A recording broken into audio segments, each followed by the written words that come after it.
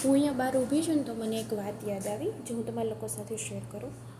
મને બહુ ટાઈમથી એવું ફીલ થાય છે, બટ આજે હું કહું કે હું જ્યારે સ્ટાર્ટિંગમાં અહીંયા આવી હતી ને, એકચ્યુઅલી મને આવ્યા ને એને 4 મહિના થયા, બટ હું સ્ટાર્ટિંગમાં અહીંયા આવી હતી ને તો મને એક પ્રોબ્લેમ હતો કે હોઈ શકે ઘણા બધા લોકો સાથે હોઈ શકે, આ હસવાની વાત નથી, બટ હું મારું કહું કે મને ઇંગ્લિશ આવડે છે, મને સમજમાં આવડે છે, બોલતા આવડે છે, બધું ફાઇન છે બરાબર, બટ આ લોકોની સ્લેંગ સમજતા મને થોડોક ટાઈમ લાગ્યો. અત્યારે નહીં, હું જ્યારે સ્ટાર્ટિંગમાં આવી ને ત્યારે, હવે બધું ઓલમોસ્ટ બરાબર છે રાઈટ.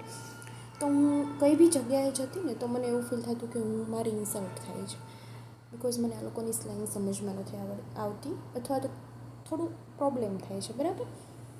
પછી મને એવું સમજમાં આવ્યું કે જ્યાં જ્યાં મેં ઇન્સલ્ટ ફીલ કર્યું છે ને ત્યાંથી મને કંઈક શીખવા મળ્યું છે રાઈટ.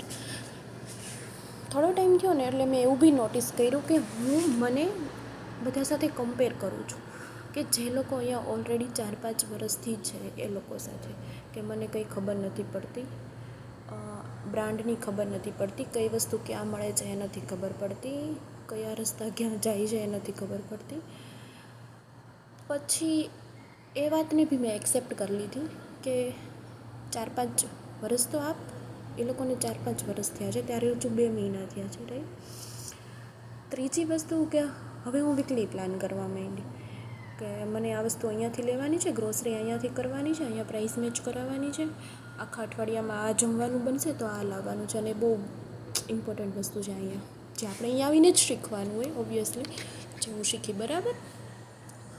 હવે મને એવું ફીલ થયું કે મને એવું ઓછું લાગ્યું કે મેં ઇન્સલ્ટ ફીલ કરી છે અથવા તો હું શું કામ કમ્પેર કરું છું.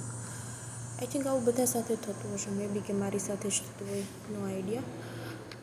બટ હવે હું આ બકવાસ એટલે કરું છું કે મારી પાસે જોબ નથી અને હું અત્યારે હાલમાં ગોતું છું. તો હવે તમે બકવાસ સાંભળો જ છે તો હવે આને શેર કરી દેજો, લાઈક કરી દેજો, ચેનલ સબસ્ક્રાઈબ કરી દેજો, અને આવું કોની સાથે થયું છે ને એ બી કહી દેજો. અને 1 મિનિટ જતાં નમઃ શિવાય તો બોલતા જ જાજો, ઠીક છે.